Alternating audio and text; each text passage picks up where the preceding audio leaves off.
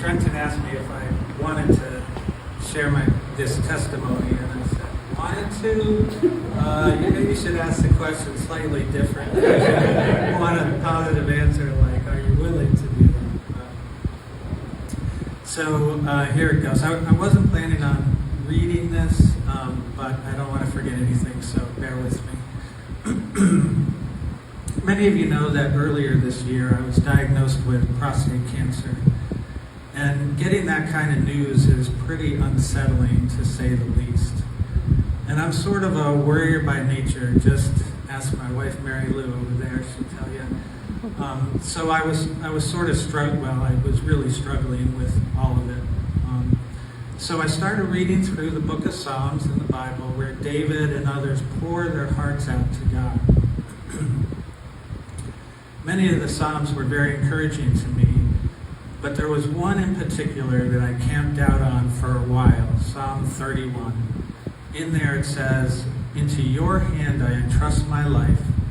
You will rescue me, O Lord, the faithful God. I will be happy and rejoice in your faithfulness, because you notice my pain and you are aware of how distressed I am." That just, really spoke to me during this time. And it was so good to know that God is fully aware of what we're going through and that he is a good and faithful God. In addition to doing that, there were many people here in the church praying for me and encouraging me along the way. Just what a church is meant to be. I was so thankful for all of you.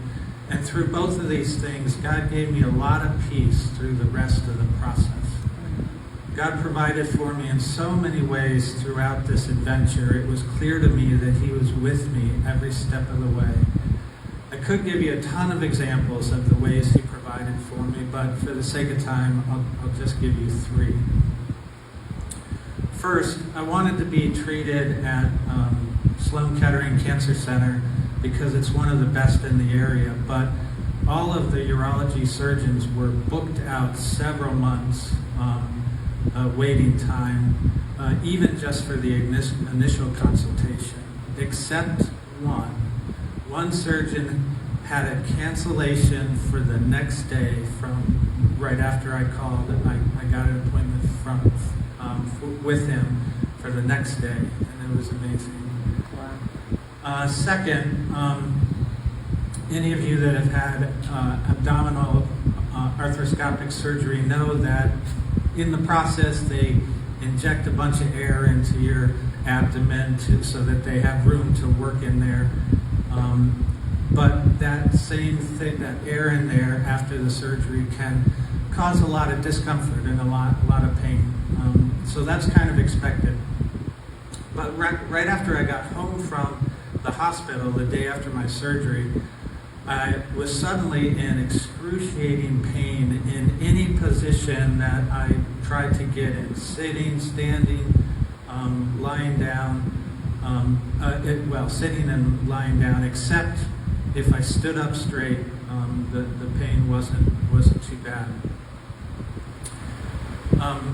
And so, that was fine for the moment, but I had no idea what I was going to do all night if I had to stand up the whole time. I was exhausted from surgery. I needed rest, and I really had no idea what to do. So Mary Lou contacted a few of you to pray, and literally within 1 hour, God enabled me to find a very specific sitting position with my arm propped just right, that I didn't have any pain and that I could rest and I could sleep. The third thing is 2 weeks after my surgery, I was very thankful to God that the pathology report came back good. Now, I want to be clear with all of this. I'm not saying just pray and everything will turn out the way we want it to, because sometimes God has a better way for us. And I don't know if this particular adventure is really over for me or not. But what I do know is how trustworthy God is, how he never abandons us no matter what the situation. and that he always sees our distress and hears our cries. And what I don't know is how I would have gotten through all of this without the truth of God's Word, without the comfort of the Spirit within me. Sorry. Without the patient support of my wife through all of this, and without the prayers and encouragement from all of you. Thanks for listening.